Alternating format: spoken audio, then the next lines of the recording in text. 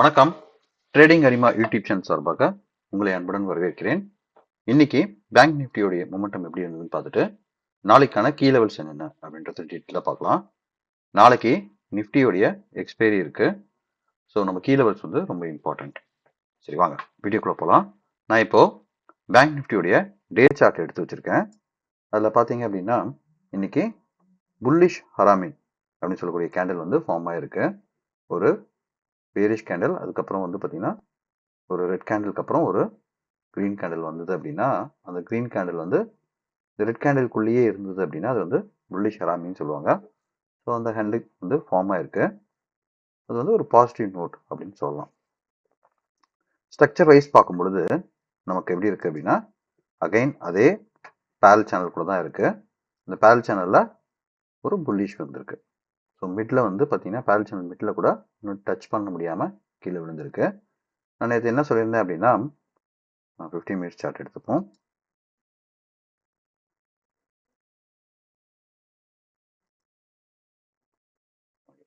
நான் என்ன சொல்லியிருந்தேன் அப்படின்னா, உங்களுக்கு ரேஞ்ச் வந்து இந்த கிரீன் கலர் ரேஞ்ச் வர்றதுக்கான வாய்ப்பு இருக்கும் அப்படின்னு சொல்லியிருந்தேன். அதாவது 15 மினிட்ஸ்ல நமக்கு ஒரு கேப் டவுன் வருவதற்கான பாசிபிலிட்டிஸ் இருக்கு. அப்படி கேப் டவுன் வந்தாலும் வந்து ஒரு ரேஞ்ச் பவுண்டுக்குள்ள இருக்கிறதுக்கான வாய்ப்பு தான் இருக்கு அப்படின்னு சொல்லியிருந்தேன். ஒருவேளை மேலே கேப் அப் ஆச்சு அப்படின்னா 48,450 வரைக்கும் போவதற்கான வாய்ப்பு இருக்கு அப்படின்னு சொல்லியிருந்தேன். இல்லை அப்படின்னா கீழே வந்து உங்களுக்கு 47,750 வரைக்கும் போவதற்கான வாய்ப்பு இருக்குன்னு சொல்லியிருந்தோம். இதான் ரேஞ்ச் சொல்லியிருந்தோம். பட் இன்னைக்கு என்ன நடந்தது அப்படின்னு பார்த்தீங்கன்னா, ஓப்பன் ஆகும் பொழுது ஒரு சின்ன ஒரு 15 மினிட்ஸ் கேண்டில் பொறுத்த வரைக்கும் ஒரு ரெட் கேண்டில் ஃபார்ம் ஆயிட்டு, அதன் பிறகு அதாவது ஓப்பன் ஹையை வந்து பிரேக் பண்ணி மேலே போச்சு. பட் மேலே வந்து சஸ்டெயின் பண்ண முடியாம ஒரு சைட்வேஸில் இன்னைக்கு முடிஞ்சிடுச்சு. ஸோ நம்ம வந்து சைட்வேஸ்ன்னு சொன்னது பாசிபிலிட்டிஸ் இருந்தது. பட் என்ன அப்படின்னா, கீழே வந்து சைட்வேஸ் மேலே போகும் அப்படின்னு சொல்லியிருந்தோம். பட் வந்து இன்னைக்கு வந்து ஒரு பாசிட்டிவ் நோட்டில் தான் முடிஞ்சிருக்கு. சரிங்களா? ஆனால் நேத்துடைய ஹை இருக்கு இல்லையா, அதாவது 48,302 அதை வந்து இன்னைக்கு பிரேக் பண்ண முடியல. ஸோ நாளைக்கு பிரேக் பண்ணுதா அப்படின்னு பார்க்கலாம். இல்லை அப்படின்னா நாளைக்கும் ஒரு கன்சால்டேஷன் போயிட்டு ஒரு 350 to 400 ரேஞ்சுக்குள்ளேயே கன்சால்டேஷன் பண்ணி திருப்பி விழுவதற்கான வாய்ப்பு இருக்கு. ஸோ எப்படி இருக்கும் அப்படின்றத பார்க்கலாம். அகைன் நாளைக்கு வந்து நிஃப்டியோடைய எக்ஸ்பைரி இருக்கு. சரி, இப்போ ஸ்ட்ரக்சர் வைஸ் பார்க்கும்பொழுது ஸ்டில் நமக்கு வந்து பார்த்தீங்கன்னா ஒரு பாசிட்டிவ் நோட்டில் தான் இருக்கு. கெமிரல் ஆஃப் பிவட் பாயிண்ட்ஸை பார்க்கும்போது என்ன நடக்குது அப்படின்றத பார்த்தலாம்.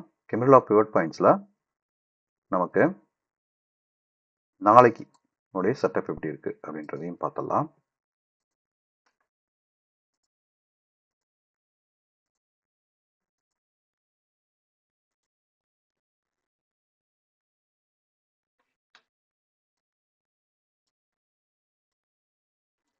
நாளைக்கு செட்டப்பில் பார்க்கும் பொழுது கெமிரல் ஆஃப் பிவட் பாயிண்ட்ஸை பொறுத்த வரைக்கும் இப்போ பார்த்தீங்க அப்படின்னா நமக்கு H3 வந்து பார்த்தீங்கன்னா உங்களுக்கு டச் பண்ணிட்டு கீழே விழுந்திருக்கு இன்னைக்கு. ஸோ நாளைக்கு என்ன நடக்கலாம் அப்படின்னு பார்த்தீங்கன்னா, ப்ரீவியஸ் டே அதாவது 23rd உடைய ஹைக்கு மேலே ஓப்பன் ஆகும் பட்சத்தில் ஈஸியாக வந்து 48,500 வரைக்கும் போவதற்கான வாய்ப்பு இருக்கு. 48,500 அதுக்கு மேலே போவதற்கான வாய்ப்பு இருக்கு. ஒருவேளை 48,500க்குள்ளேயே வரணும் அப்படின்னா 48,400, அதாவது 48,150 to 48,400 இந்த ரேஞ்சுக்குள்ள நாளைக்கு டிராவல் ஆகிறதுக்கான வாய்ப்பு இருக்கு. அகைன் ஒரு கேப் அப் ஆகி திருப்பியும் ஃபால் ஆகி ஒரு கன்சல்டேஷன் நடக்கிறதுக்கான வாய்ப்பு இருக்கு. அப்படி இல்லை அப்படின்னா நாளைக்கு டவுன் சைடு அப்படின்னு பார்க்கும்பொழுது 48,000 வந்து ஒரு சைக்காலஜிக்கல் சப்போர்ட்டாக எடுத்து திருப்பி நமக்கு போவதற்கான வாய்ப்பு இருக்கு.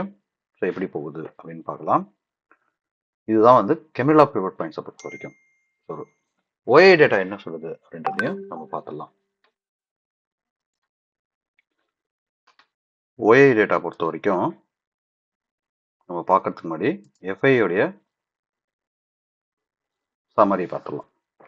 FII வந்து பார்த்தீங்கன்னா இன்னைக்கு இண்டெக்ஸ் ஆப்ஷன்ஸில் வந்து பார்த்தீங்கன்னா காலில் வந்து புல்லிஷாகவும் புட்டில் வந்து பேரிஷாகவும் இருக்காங்க. பட் அகைன் ஃபியூச்சரை பொறுத்த வரைக்கும் அவங்க பேரிஷில் தான் இருக்காங்க. ப்ரோ ட்ரேடர் வந்து என்ன பண்ணியிருக்காங்க அப்படின்னா ஃபியூச்சரில் வந்து புல்லிஷாகவும் பட் காலில் வந்து கால் அண்ட் புட் ஆப்ஷன்ஸில் வந்து பார்த்தீங்கன்னா இண்டிசிஸாகவும் இருக்காங்க. ஸோ புல்லிஷ் வந்து கொஞ்சம் மைல்டு புல்லிஷாக இருக்காங்க ப்ரோ. கிளைண்ட் வந்து பார்த்தீங்கன்னா நம்ம ரீட்டைலர்ஸ் என்ன பண்ணுறோம் அப்படின்னா full and full future and ஆப்ஷன்ஸில் புல்லிஷாக இருக்கும். சரிங்களா? ஸோ நாளைக்கு ஒரு இண்டிசிஸ் தான் இன்னைக்கு வரைக்கும் பார்க்கும்போது தெரியுது. அப்படி இருக்கும் பட்சத்தில் நாளைக்கு எது வேணாலும் நடக்கலாம். ஆனால் வந்து ஒரு ஸ்டில் ஒரு அன்சர்டனிட்டி இருக்கிறதுனால, அதாவது ஒரு இன்டிசிசிவ் எல்லாருக்கிட்டையும் இருக்கிறதுனால பெரிய ஃப்ளோ இருக்கிறதுக்கான வாய்ப்பு ரொம்ப கம்மி. ஸோ இதுதான் வந்து பார்த்தீங்கன்னா எஃப்ஐஏடைய சம்மரி இண்டிகேட் பண்ணுது. பேங்க் நிஃப்டியை பொறுத்த வரைக்கும் அடுத்த வாரம், தட் இஸ் எக்ஸ்பைரி வந்து பார்த்தீங்கன்னா ஏப்ரல் உடைய எக்ஸ்பைரி பார்க்கும் பொழுது நமக்கு 48,200ல ஒரு ஸ்ட்ராடல் ஆகும். 48,500ல நல்ல உங்களுக்கு வந்து பார்த்தீங்கன்னா ரெசிஸ்டண்ட்டும் 48,000 வந்து சப்போர்ட் ஆகும். ஏன்னா 48,000 வந்து நம்ம முன்னாடி சொன்ன மாதிரி 48,000ல வந்து நல்ல வந்து ஒரு சைக்காலஜிக்கல் சப்போர்ட் இருக்கு. ஸோ 48,200க்கு உடச்சிது அப்படின்னா 48,000 வரைக்கும் வாய்ப்பு இருக்கு. இல்லை அப்படின்னா 48,200 to 48,500. ஸோ 48,500 உடைக்கும் பட்சத்தில் ஈஸியாக வந்து நமக்கு வந்து நல்ல மூவ்மெண்ட் இருக்கிறதுக்கான வாய்ப்பு இருக்கு. ஸோ இதுதான் வந்து இன்னைக்கு நமக்கு சொல்லக்கூடிய செய்தி. எஃப்ஐஐ பொறுத்த வரைக்கும், சாரி தட் இஸ் ஓஐ இன்ட்ரெஸ்ட்டை பொறுத்த வரைக்கும்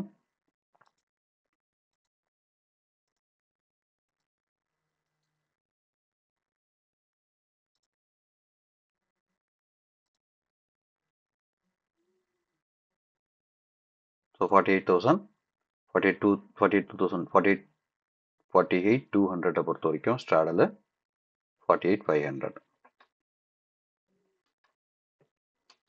சரி, இன்னைக்கு வந்து முக்கியமான செய்தின்னு பார்க்கும்பொழுது எம்என்டம் ஃபினான்ஸ் அது வந்து பார்த்தீங்கன்னா கிட்டத்தட்ட வந்து 7% ஃபால் ஆயிருக்கு. காரணம் Q4 ரிசல்ட்ஸ் வந்து பார்த்தீங்கன்னா அவங்க சஸ்பெண்ட் பண்ணியிருக்காங்க, அதாவது ஸ்டாப் பண்ணியிருக்காங்க. அதுக்கு 150 கோடி வந்து நார்த் ஈஸ்ட் பிரான்ச்சில் ஃப்ராடு நடந்திருக்கு. அதை கண்டுபிடிச்சு அதன் பிறகு தான் வந்து என்ன பண்ண போகிறாங்க, அவங்க அனௌன்ஸ் பண்ண போகிறாங்க. அது மே எண்டில் தான் நடக்கும் அப்படின்றதையும் சொல்லியிருக்காங்க. ஸோ இதுக்கான ஆர்டிக்கல் இருக்குது, டீட்டெயிலாக படிக்கிறவங்க படிச்சுக்கலாம். அடுத்தது வந்து பார்த்தீங்கன்னா இதில் பார்க்கும்பொழுதே உங்களுக்கு கிளியராக தெரியும் எம்என்டம் வந்துடைய எவ்வளோ தூரத்துக்கு ஃபால் ஆகிருக்கு அப்படின்றது தெரியும். ஸோ முந்தா நேற்று வந்து பார்த்தீங்கன்னா 289ல் இருந்தது, சடன் ஃபால் 257 வரைக்கும் வந்திருக்கு. ஸோ இங்கே ஒரு சப்போர்ட் இருக்கு. ஸோ நாளைக்கு எப்படி பிஹேவ் ஆகுதுன்னு பார்த்துட்டு அதன் பிறகு ஒரு எம்என்டம் ஃபைனான்ஸ் ஏற்கனவே வச்சுருக்கீங்க அப்படின்னா பார்த்து நீங்கள் ட்ரேட் பண்ணுங்கள். அடுத்தது இந்தியன் ஹோட்டல் ஏர்னிங்ஸ் வந்திருக்கு. ஸோ அதை பற்றின டீட்டெயில்ஸும் உங்களுக்கு டீட்டெயிலாக இன்னொரு வீடியோவில் போடுறேன். இப்போ நிஃப்டியோடைய எக்ஸ்பைரின்றதுனால நிஃப்டியோட டீட்டெயில்ஸ் என்னன்றதை பார்க்கலாம். நம்ம முன்னாடி பார்த்த மாதிரி நிஃப்டியை பொறுத்த வரைக்கும் ஒரு டபிள்யூ பேட்டர்ன் ஃபார்ம் ஆகி இப்போ இப்படி வந்து பார்த்தீங்கன்னா உங்களுக்கு நல்லா தெரியும்.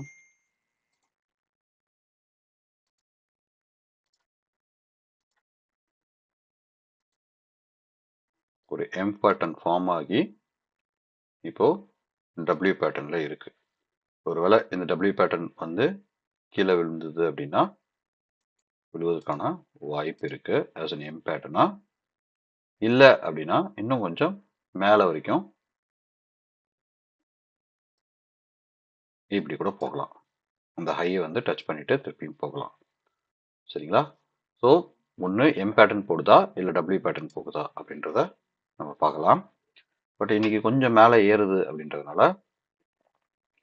22,550 வரைக்கும் போவதற்கான வாய்ப்பு இருக்கு. 22,550 அப்படின்றது மேக்ஸிமம் ரெசிஸ்டன்ட் ஆகும். கீழே வந்து பார்த்தீங்கன்னா 22,320, 340 அந்த ரேஞ்சில் போவதற்கான வாய்ப்பு இருக்கு. ஸோ ஒரு 100 பாயிண்ட்ஸ் அப் அண்ட் டவுன் நம்ம பார்க்கலாம். ஸோ இதுதான் வந்து டே சார்ட்டில் நமக்கு தெரியுது. இதே 15 மினிட்ஸ் சார்ட்டில் பார்க்கும்பொழுது நமக்கு ஒரு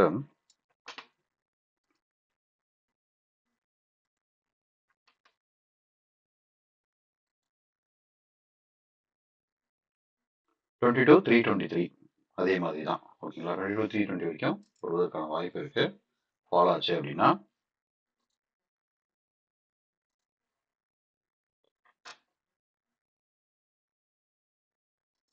இப்போ எக்ஸாக்டாக பார்க்கும்போது நமக்கு 0.618 லெவலில் இருக்கு. ஸோ ஒருவேளை 0.618 லெவலில் மேலே போகும் பட்சத்தில் 22,571 வரைக்கும் போகலாம். அப்படி இல்லை அப்படின்னா 22,300 அந்த ரேஞ்ச் வரைக்கும் வருவதற்கான வாய்ப்பு இருக்கு. 22,300 நாளைக்கு வருதா இல்லை 22,571 போகுதா அப்படின்றத பார்க்கலாம். ஒருவேளை கேப் அப் ஆகுது அப்படின்ற விதத்தில் 22,570 550 உடைக்குதா இல்லையா அப்படின்றத பார்க்கலாம். இல்லை கேப் டவுன் ஆகுது அப்படின்னா ஈஸியாக 0.5 லெவலில் வருவதற்கான வாய்ப்பு இருக்கு. ஸோ இதான் வந்து நமக்கு சார்ட்டை பொறுத்த வரைக்கும் தெரியுது. ஓகே, இப்போ எஃப்ஐயும் நம்ம பார்த்துட்டோம். அதே மாதிரி ஓஏ டேட்டாவும் நம்ம பார்த்துடலாம். ஓஏ டேட்டாவை பொறுத்த வரைக்கும் நமக்கு 22,500ல நல்ல ரெசிஸ்டன்ட் இருக்கு, 22,400ல ஸ்ட்ராடல் இருக்கு, 22,300ல சப்போர்ட் இருக்கு. ஸோ 22,500 பிரேக் ஆகுது அப்படின்னா 22,600 வரைக்கும் போகிறதுக்கான வாய்ப்பு இருக்கு. அப்போ நாளைக்கு என்ன நடக்கிறதுக்கு ஒருவேளை நான் இப்போ ரீசெண்ட் டைம்ஸில் இதுமாரி தான் நடக்குது. ஸோ 22,500 நல்ல வந்து ரெசிஸ்டன்ட் ஃபார்ம் ஆயிருக்கிறதுனால பெரிய எஃபிஐஸ் வந்து என்ன பண்ணலாம் அப்படின்னா இவங்களுடைய இந்த கான்ட்ராக்டை அப்படியே வந்து ஒரு சின்ன ஸ்பைக்கை கொடுத்து எல்லாருக்குமே வந்து ஸ்டாப் லாஸ் ட்ரிகர் பண்ண வச்சு போக வைக்கலாம். ஸோ அப்படி போகும் பட்சத்தில் 22,550 571 அப்படின்ற ரேஞ்ச் வரைக்கும் போயிட்டு திருப்பி ரிட்டர்ன் வரலாம். ஸோ நாளைக்கு எப்படி நடக்குது அப்படின்றத பார்க்கலாம். ஸோ நாளைக்கு வந்து 22,500 22,400 to 25,500ன்றதுனால நாளைக்கு 22,600 போவதற்கான வாய்ப்பு இருக்கு. இப்படி கீழே விழும் பட்சத்தில் 22,300 வரைக்கும் வருவதற்கான வாய்ப்பு இருக்கு. ஸோ நம்ம நாளைக்கு வந்து ஒரு 300 பாயிண்ட்ஸை வச்சு நம்ம ப்ளே பண்ணலாம். பட் எப்படி இருக்குன்றத பார்க்கலாம். ஹோப்ஃபுல்லி இந்த வீடியோ உங்களுக்கு பிடிச்சிருக்குன்னு நம்புறேன். இந்த வீடியோ பிடிச்சிருந்தா லைக் பண்ணுங்க, ஷேர் பண்ணுங்க, சப்ஸ்கிரைப் பண்ணுங்க. நன்றி, வணக்கம்.